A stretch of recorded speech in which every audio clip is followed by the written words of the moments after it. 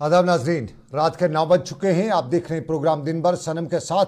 लज़्ज़त मसालों के ताउन से दिन भर आप तक पहुंचाया जा रहा है और आज का लज़्ज़त मसाले का दिन भर के प्रोग्राम में लज़्ज़त है सियासत की। और इस सियासत की लज़्ज़त में पिछले 3 दिनों से हम लगातार देख रहे थे। दिल्ली से खुसूसी परवाजें आई थी, राहुल गांधी खुद कश्मीर पहुंचे थे, केसी गोपाल और उनके साथ मल्लिकार्जुन खड़गे, और फिर मल्लिकार्जुन खड़गे के साथ सोलंकी सब कश्मीर में डेरा डाले हुए थे। और बताया जा रहा था कि इंडिया अलायंस की तरफ पे एक अलायंस बना जाएगा।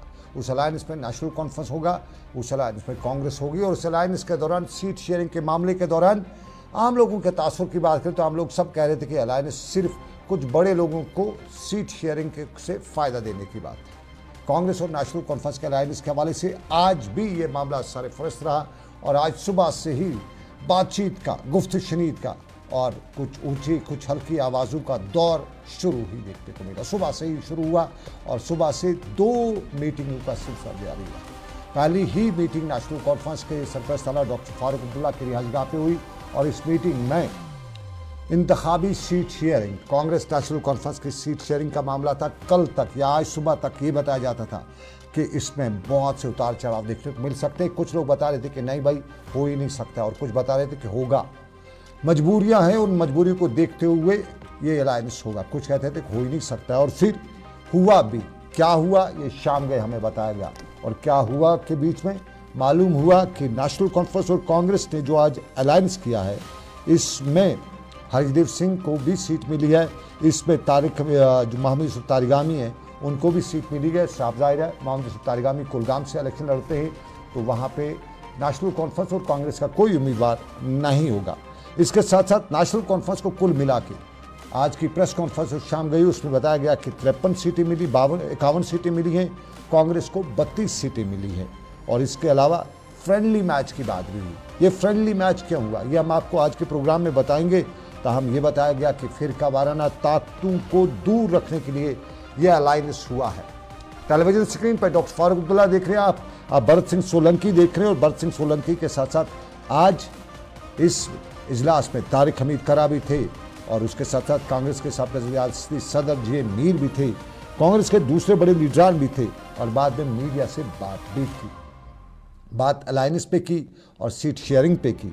और इस सीट शेयरिंग में मामला 5 सीटों का जो है, जो फ्रेंडली है, वो समझ फिलहाल नहीं आ सका है।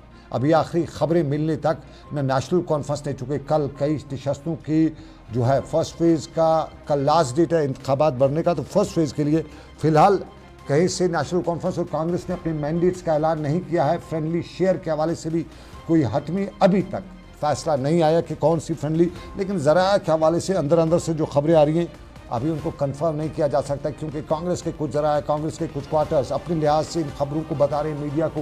नेशनल कॉन्फ्रेंस के लोग भी, जरा के जो लोग हैं वो भी अपने अपने तरीके से बता रहे हैं। हतमी नताइज सामने नहीं आ रहे हैं, लेकिन आज की इस प्रेस कॉन्फ्रेंस के दौरान फारूक अब्दुल्ला, केसी वेणुगोपाल और उसके साथ साथ कांग्रेस के तारिक हमीद करा सब ने बात की और खलफशार की बात भी देखने को मिली। इधर नेशनल कॉन्फ्रेंस कांग्रेस ने अलायंस का ऐलान किया, उधर कई जगहों से खबरें आने लगी। कांग्रेस के एक सीनियर लीडर ने मुझे बताया कि मैंने तो जिंदगी अपनी सारी कांग्रेस को दे दी, आज मेरी सीट पे अलायंस कर रहे तो मैं किस खेत की मूली हूँ, मैं भी तो टाटा बाय बाय कल सुबह सुबह ही कहूँगा, इंतजार कीजिएगा। नेशनल कॉन्फ्रेंस के एक लीडर ने भी कहा कि भाई साहब ये जो करे सो करे, मैंने तो इंतखाब लड़ना है, वो मैदान में मैं आके रहूँगा। तो कौन मैदान में आएगा, कौन बतौर आज़ाद उम्मीदवार आएगा, ये भी देखने वाली बात होगी। लेकिन फिलहाल सबसे पहले ये अलायंस, और इस पे आज शाम को 4 बजे 4:30 बजे के करीब क्या बताया, और ये सबसे पहले ज़रा सुनिएगा कांग्रेस के नेशनल कॉन्फ्रेंस के इतिहास पे क्या था रद्द-ए-अमल।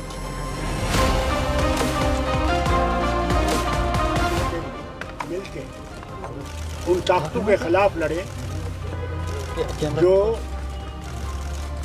यहाँ लोगों को बांटने की कोशिश कर रहे हैं, न सिर्फ रियासत में बल्कि सारे मुल्क में। और हिंदुस्तान इंडियन गठबंधन जो है वो बना इसीलिए था कि हम लोग उन फोर्सेस को जो कम्युनल डिवाइड और मुल्क को टुकड़ा करना चाहते हैं उनसे लड़े जाए। आज खुशी की बात है कि हम लोगों ने नेगोशिएशंस पूरे कर दिए हैं और बड़ी ही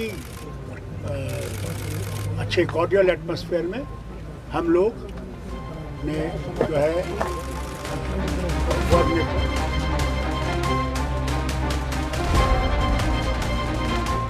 फारूक अब्दुल्ला कॉर्डियल एटमॉस्फेयर की बात करें, लेकिन कॉर्डियल एटमॉस्फेयर कई बार हमें ज़राए ने बताया कि नहीं रहा।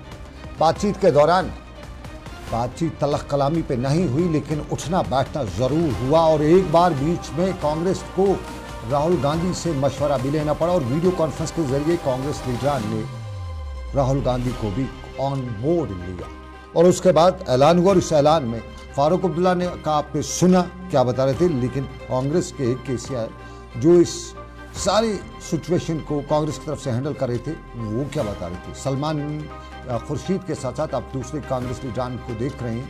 ये फारूक अब्दुल्ला की रिहाइया के मनाजरे और इन मनाजर में सीट शेयरिंग की बात हो रही थी।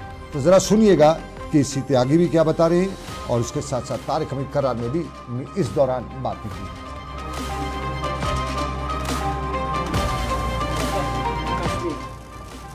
To the one side, BJP is trying to destroy the soul of Jammu and Kashmir. Our India Alliance main objective is to save the soul of the Kashmir, save Jammu and Kashmir. So that is why Congress and National Conference coming together to make a government in Jammu Kashmir which is totally friendly with Jammu Kashmir people, totally save the people of Jammu and Kashmir.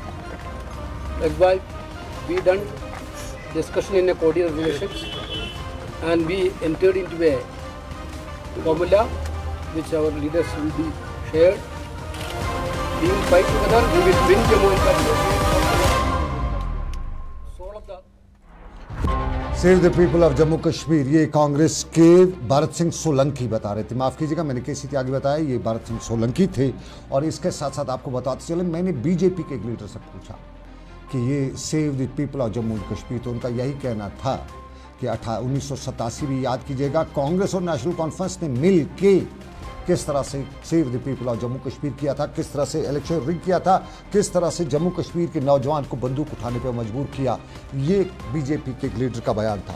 PDP के लीडरान ने अक्सर ने बात नहीं की, लेकिन सबका यही कहना था। जिससे भी मेरी बात हुई ऑफ द रिकॉर्ड, यानी ऑन स्क्रीन वाले पे राजी नहीं हो रहे थे, लेकिन ऑफ द रिकॉर्ड ये बता रहे थे कि ये तो सिर्फ 2-4 सीटें बचाने की बात है, बाकी अलायंस में कुछ नहीं है। ये सिर्फ अपनी अपनी सीटें बचा रहे हैं। ये टॉप लीडरशिप उनकी है, उनकी जो वो सिर्फ अपनी सीटें उसके लिए करें। लेकिन तारिक हमीद करार टॉप लीडरशिप में है कांग्रेस में और जम्मू कश्मीर की कांग्रेस की अब कमान उनके हाथ में है।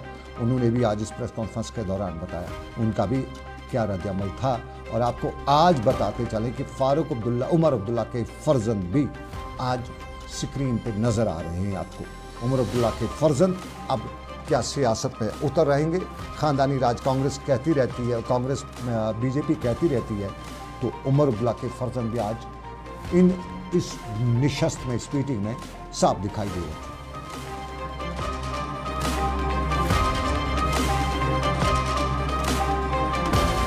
कॉन्स्टिट्यूएंसीज में दोबारा से उसको रिव्यू किया और फाइनली हम एक एग्रीमेंट पे पहुंच गए जिसके तहत out of 90 seats National Conference will contest 51 seats, clear 51 seats, INC 32 and we have agreed और नैरो डाउन करके हमने एक फ्रेंडली कंटेस्ट पे भी, जहाँ पे हमारे कुछ मुश्किलात आ रही थी, तो हमने उसमें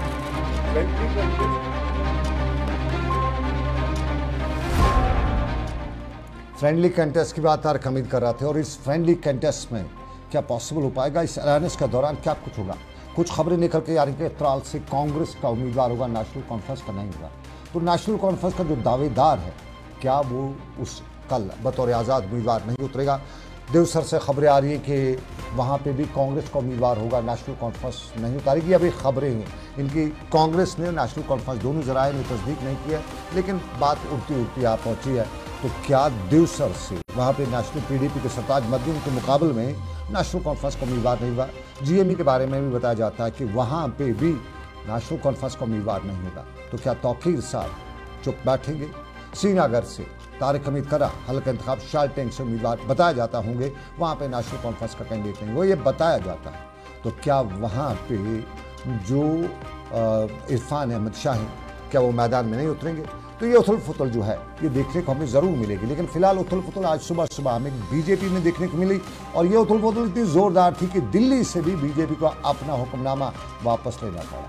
कभी बताया जाता था ना कि बीजेपी जो है वो बोलती है तो कर जाती है, वापस नहीं लेती है, लेकिन कई मामलात में वापस लेना पड़ा। और ये वापस बीजेपी को उस वक्त लेना पड़ा जब बीजेपी ने अपनी पहली फहरिस्त जारी की, तो फटाफट में बीजेपी के वो लोग जिनका नाम मैंडेट लिस्ट में नहीं था वो मैदान में आ गए, उनके हिमायती मैदान में आ गए। हाय हाय के साथ साथ जब 44 लोगों के फहरिस्त जारी हुई तो हाय हाय जम्मू में देखना पड़ा। आज बीजेपी की जो फहरिस्त जारी हुई उसमें तो बड़े कुछ ऐसे हैरान कुन नाम भी थे।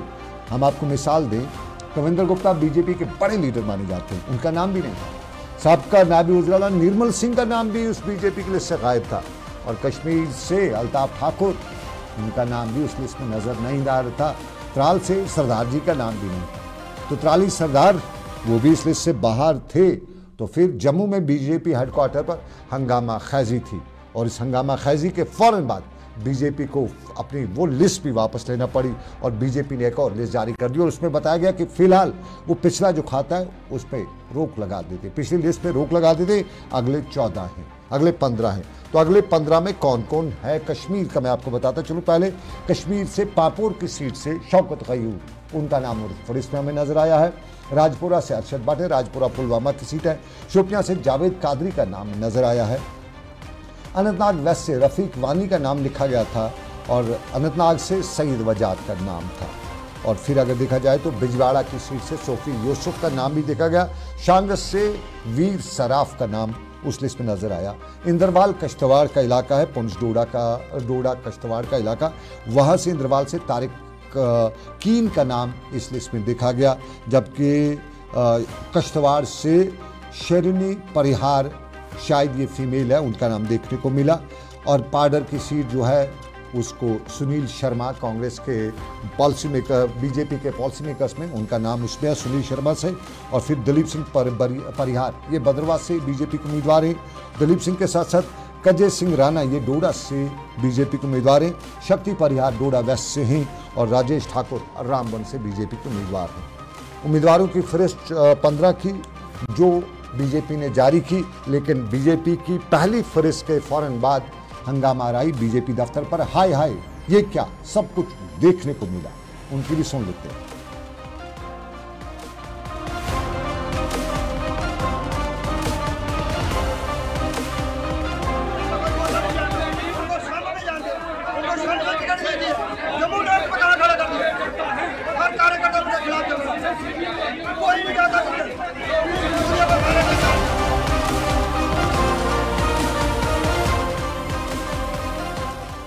लिस्ट में नाम नहीं तो हमारे पास और भी तरीके हैं। अक्सर लोग यही बता रहे थे, कल तक बीजेपी के साथ थे, कल नहीं होंगे। गए कल और आने वाले कल में बहुत सी कल बदल सकती है, ये बीजेपी के कुछ लीडरान बता रहे थे। और बता रहे थे कि पार्टी ने नहीं दिया तो पार्टी को सबक भी सिखाया जाएगा। लेकिन रविंद्र रैना, बीजेपी के रियासती सदर, उनने भी इस पर बात की। रविंद्र रैना से जब बात की गई तो उन्होंने कहा कि पार्टी ने किसी का टिकट नहीं काटा है, बल्कि पार्टी की हाईकमान का एक फैसला है, और पार्टी का हर फर्द जो है, पार्टी का हर लीडर जो है, वो पार्टी लीडरशिप के अहकामात पर चलता है। रविंद्र रैना की बात सुनिए।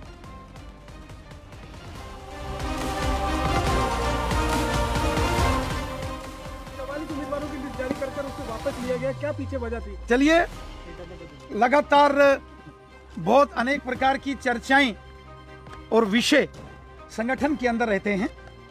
चूंकि 27 अगस्त को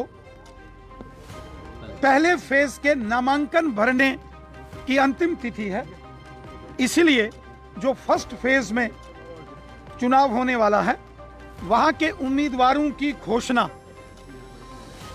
पार्टी ने सबसे पहले की है। दूसरे चरण की सूची भी पार्टी बहुत जल्द उसकी घोषणा करेगी। जो लिस्ट पहले आई थी उसके मुताबिक 4 कैबिनेट मंत्री जिनमें पूर्व डिप्टी सीएम निर्मल सिंह भी शामिल हैं, उनका टिकट कट गया है। क्या ये जो टिकट्स हैं ऐसे ही चलेंगे, बड़े टिकट्स कटेंगे? देखिए, भारतीय जनता पार्टी में किसी का भी टिकट नहीं काटा जाता है। लेकिन पहले 44 उम्मीदवारों की लिस्ट जारी कर उसे वापस लिया गया, क्या पीछे वजह थी? चलिए लगातार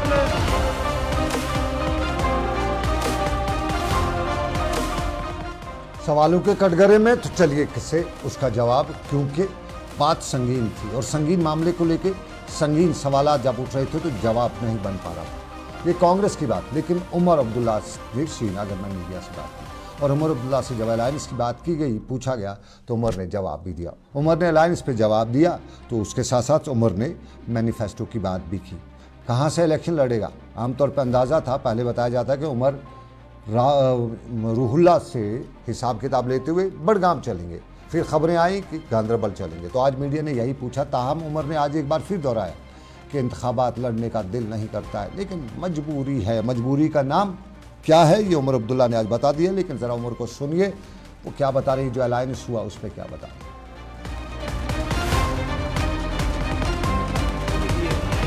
कितनी सीटों पे नेशनल कॉन्फ्रेंस, कितनी सीटों पे कांग्रेस और कितनी सीटों पे हम जो है फ्रेंडली कॉन्टेस्ट करेंगे, ये सब आपके सामने है ना।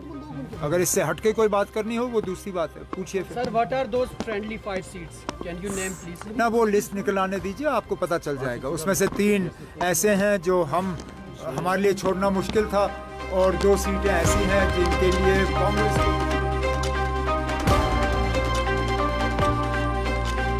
को छोड़ना मुश्किल था, कांग्रेस को छोड़ना मुश्किल था और उस छोड़ा छोड़ी में कुछ न छोड़ा कुछ लिया और कुल मिला के हम वेट कीजिएगा, इंतज़ार करेगा, आपको कुछ न कुछ मिल जाएगा, बताया जाएगा कि कौन कहाँ से है।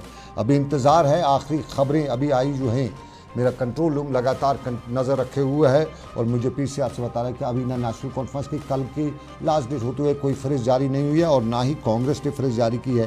क्या कुछ होगा ये इंतज़ार करना पड़ेगा। लेकिन उमर ने कांग्रेस के मैनिफेस्टो, क्योंकि सवाल सबसे बड़ा है, नेशनल कॉन्फ्रेंस बता रही है कि हम 370 के मामले को लेकर रेजोल्यूशन असेंबली में लाएंगे, तो क्या ये बीजेपी, ये जो कांग्रेस है, ये 370 की हिमायत में रेजोल्यूशन की हिमायत करेगी? ऐसा लगता है क्या? कांग्रेस की तो पॉलिसी नहीं है। तो अगर ये दरिया के 2 किनारे हैं तो किसके तहत, किस एजेंडा ऑफ अलायंस के तहत ये मिल रहे हैं, ये बड़ा सवाल है और उमर से पूछा गया। जरा उमर का जवाब भी सुन लीजिएगा।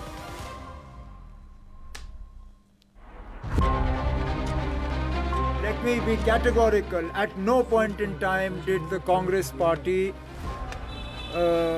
raise any objections to our manifesto. In the initial stages of the discussion at the local level, they had asked whether we would consider some sort of common minimum program. And we told them very clearly that common minimum program is always arrived at after you receive a verdict from the people, after you win an election. And therefore, obviously, we are fighting this election to win. If National Conference and Congress receives the support of the people, then we will.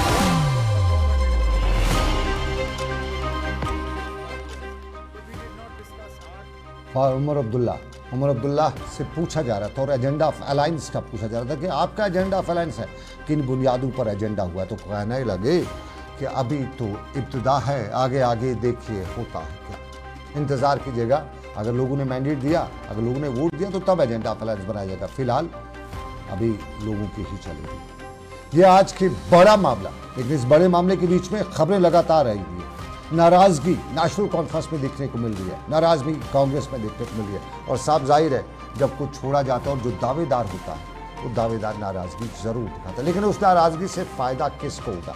क्या ये फ़ायदा BJP को होगा, क्या ये फ़ायदा PDP को होगा, या फ़ायदा कोई तीसरा बीच में मार लेगा? ये भी हमें इंतज़ार करना पड़ेगा। लेकिन आपको नाज़रीन बताएं, दिलदोज़ खबर आज बादल फटने की आई रामबन से, उस पर भी हम चलेंगे। लेकिन उसके साथ साथ आपको बताएंगे कुछ और सियासत के मामला हैं। नॉर्थ कश्मीर की क्या सूरत हाल है, साउथ कश्मीर में क्या सूरत हाल है, लगातार आपको बताते रहते हैं। जम्मू में क्या कुछ हो रहा है, किसकी टंगड़ी फंसी है और कौन निकालने में मसरूफ़ भी है, ये सब कुछ हम बताते हैं। और कुछ देर पहले हमने अपने प्रोग्राम दिन मुद्दा में आज बताया था कि क्या अवामी लीग पार्टी, इंडियन नेशनल की पार्टी का जो मंशूर है वो गायब हो चुका है। वो हमने कुछ देर पहले प्रोग्राम किया है देखना ना भूलिए। आप हमारे सोशल मीडिया प्लेटफॉर्म्स पर उसको एक बार फिर देख सकते हैं और उन सोशल मीडिया प्लेटफॉर्म्स को पर आप हमारे चैनल को सब्सक्राइब भी कर सकते हैं, शेयर भी कर सकते हैं। अगर आपको लगे हम उस लायक हैं तो आप ज़रूर शेयर करेंगे, आप ज़रूर उसको लाइक करेंगे। लेकिन फिलहाल एक छोटा सा तजारती वक्फा, ब्रेक के बाद हम वापस आएंगे। कुछ और खबरें हैं, कुछ और मामलात हैं, सियासत पे अभी बराबर नजर है। ब्रेक के बाद हर एक निवाले में और मिर्च जो बनता है लज्जत के विश्वास और प्यार से। लज्जत का रेड चिली पाउडर जो लाए हर जायके में एक गजब सा तीखापन और बढ़ाए खाने का स्वाद दुगना। आज ही ले आइए लज्जत का red chilli powder. Selection of each stock of chili one by hand makes Atfar chili most refined. Turmeric is hand-picked. Every aroma of fennel is preserved. The intense sorting and cleaning makes the Atfar spices the best. Atfar spices keep your family away from any kind of adulteration, and we make sure your health is important for us. Fill your kitchen with Atfar spices and keep your family in best health and taste. Kashmir की वादियां और भी खूबसूरत लगती हैं जब हाथों में होता है प्याला ब्लैक मस्ती चाय का। ताजगी ऐसी कि हर लबों पे मुस्कान लाए, कड़क इतनी कि हर सुबह बेहतर नहीं बेहतरीन हो जाए। कश्मीर के असली चाय के दीवाने पीते हैं सिर्फ ब्लैक मस्ती चाय, आप भी पीजिए। हल्दी जिसकी महक और जिसके पीलेपन की चमक लाते हैं खेतों से सीधा आपके घर लज्जत का हल्दी पाउडर जो बनता है बेहतरीन कूलिंग ग्राइंडिंग प्रोसेस से, जिसके खाने में जाते ही लोग उंगलियां चाट जाए। सुनहरा जैसे लज्जत और आपका अटूट विश्वास, लज्जत का हल्दी पाउडर। बाथरूम की पाइप हो तो परेशानी, किचन की पाइप ब्लॉक हो तो परेशानी, ड्रेन भराई हो तो परेशानी, लेकिन अब हर परेशानी को करें बाय बाय।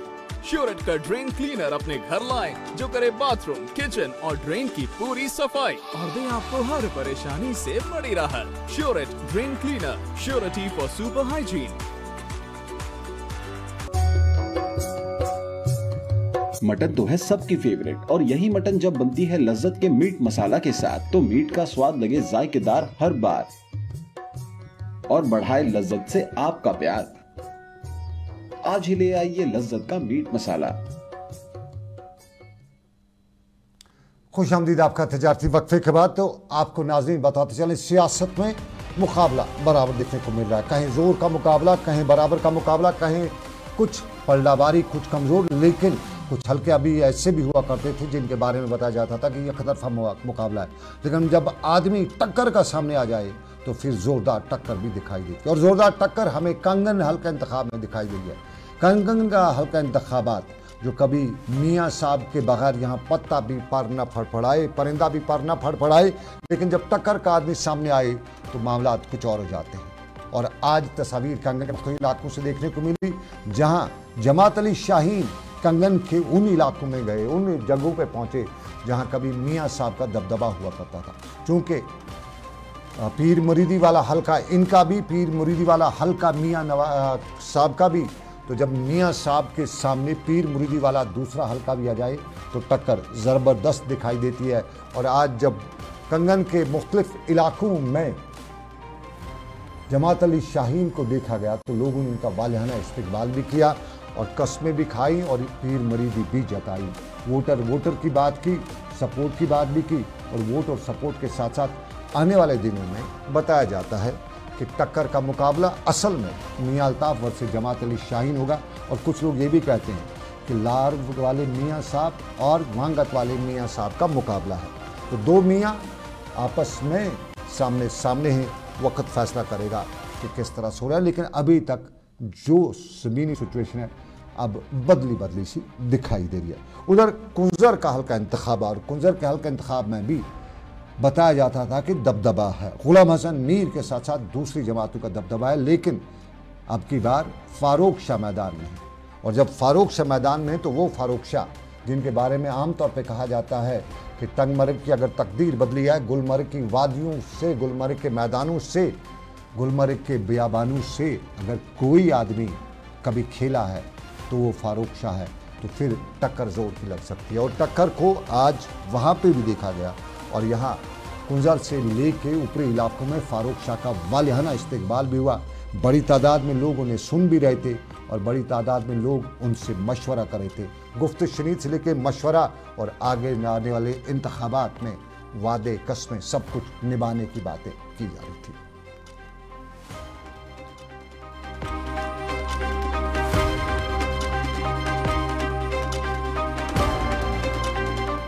ये गुलमर्ग के इस तरफ की टनल के इस तरफ की बात गुलमर्ग की बात, लेकिन अगर खित्ते पीर पंचाल से लेके खित्ते चिनाब तक जाएं तो वहाँ भी सूरत हाल यह है। एक तस्वीर आपको हम दिखा रहे हैं और ये तस्वीर है पुंछ की, और यहाँ PDP के नामजद उम्मीदवार शमीम अहमद गनाई ने मंडी में ताजिर बरादरी से बात की। पुंछ का इलाका और पुंछ के इलाके में गुज्जर बरादरी और पहाड़ी बरादरी का आज मुकाबला देखने को मिल रहा है, और चूंकि गुज्जर बरादरी का कैंडिडेट जो है वो एक ही है, पहाड़ी बरादरी के कुछ कैंडिडेट ज़्यादा तादाद में, तो लगता है कि मामला सख्त, मामला कड़ा है। ताहम कुछ हल्के ये भी बताते हैं कि जो वोट मैंडेट का मामला हुआ है, एक को मैंडेट जो गुज्जर बरादरी की तरफ से मिला है बीजेपी में, उसके बाद तो सूरत हाल बदल रही है और फिर शमीम को उन लोगों का भी सपोर्ट मिल रहा है जो कल तक बीजेपी के साथ थे, और यूँ शमीम गनाई भी आगे बढ़ रहे हैं। लेकिन मज़े की कहानी बुदल से नज़र आ रही है। बुदल में मुकाबला आमना सामने वाली तो है ही, लेकिन यहाँ पे जवान साल लीडर जावेद इकबाल सर चढ़कर बोल रहे। जावेद इकबाल का सारा दारोमदार जो है पुंछ के इसी खित्ते चिनाब पीर पंचाल की इसी बुदल सीट पे है, और बुदल सीट में जहां कुछ हल्के ये भी बता रहे हैं कि पिदरम सुल्तान बूथ, लेकिन आज की डेट में जावेद इकबाल, चौधरी जावेद इकबाल नौजवानों में भी मकबूल बताए जाते हैं, और वोट शेयर से लेके ज़मीनी हकायक और फिर पिछले 4-5 सालों से जिस तरह से उसके इलाके में काम किया है, बताया जाता है कि जावेद इकबाल सर चढ़ कर जावेद इकबाल का जादू बोल रहा है। ये सूरत हाल बिल्कुल साफ होती हुई नज़र आ रही है। मुकाबले की बातें होती जा रही हैं, लेकिन इसी मुकाबले में बुदल से जावेद इकबाल और पुंछ से शमीम गनाई, कुछ पलड़ा दोनों का बारी ही बताया जाता है। इधर कश्मीर की बात करें तो कश्मीर में अब बहुत सी जगहों से आज़ाद उम्मीदवार खड़े हो गए। कुछ आज़ाद के हवाले से बताया जाता है, आज़ाद उम्मीदवारों के हवाले से आमतौर पर चिमे गोइयाँ हैं कि ये उसके आदमी हैं, ये इसके आदमी हैं, ये खिसके आदमी हैं, लेकिन कुछ जगहों पे लोग भी अपने आज़ाद उम्मीदवार खड़ा कर रहे हैं। कुछ लोगों का पांपोर की मिसाल है, पांपोर के कुछ हलकों से लोग भी सामने आ रहे हैं, और पांपोर में आज लोगों ने इल्ज़ाम आयद किया, मुकामी लोगों ने इल्ज़ाम आयद करते हुए बताया कि साबका सरकारों ने, साबका उनके नुमाइंदों ने कुछ बड़ा काम किया नहीं, कुछ भी किया नहीं, तो इसलिए नया नाम सामने ला रहे हैं। और यूँ पांपोर से मोहम्मद मकबूल शाह को बतौर यूनाइटेड फ्रंट उम्मीदवार के सामने लाया गया, और यहाँ पे अच्छी खासी तादाद में उनके साथ में खड़ा भी हुई थी। ये सियासत के कुछ पड़ाव, और सियासत के कुछ पड़ाव में आपको बताते चलें बीजेपी भी जनूबी कश्मीर से उम्मीदवारों को मैदान में उतार चुकी है, नाम कर चुकी है, अपनी जाहिर नाम कर चुकी है पहले पड़ाव में, जनूबी कश्मीर के पहले पड़ाव में इंतखाबात में। और यहाँ पे भी बीजेपी ने आज एक प्रोग्राम मुनक्कद कर रखा था, और यहाँ पर बीजेपी के उम्मीदवार जावेद अहमद ने मीडिया से बात की, लोगों से भी बात की, और मीडिया से बात करते हुए जहाँ बीजेपी का शुक्रिया भी अदा किया, वहीं उन्होंने बताया कि शोपियाँ उनका है और शोपियाँ से उन्हें वोट भी मिलेगा।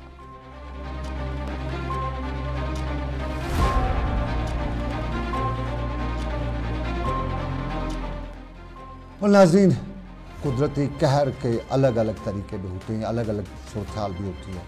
एक तस्वीर रामबन के इलाके की आपको दिखाते हैं, और रामबन के इलाके में आज बादल फटने से जो सैलाबी रेल आया, उसमें खबरें हैं कि एक माँ और अपने उसके दो बच्चे उस सैलाबी रैली में बह गए हैं, जबकि स्कूल की एक इमारत को भी नुकसान पहुँचा है। इंतज़ामिया ने रेस्क्यू ऑपरेशन शुरू कर रखा है, और ये है सैलाबी इस रेले की वो सूरत हाल जो पहाड़ों पे बादल फटने से पैदा हुई थी।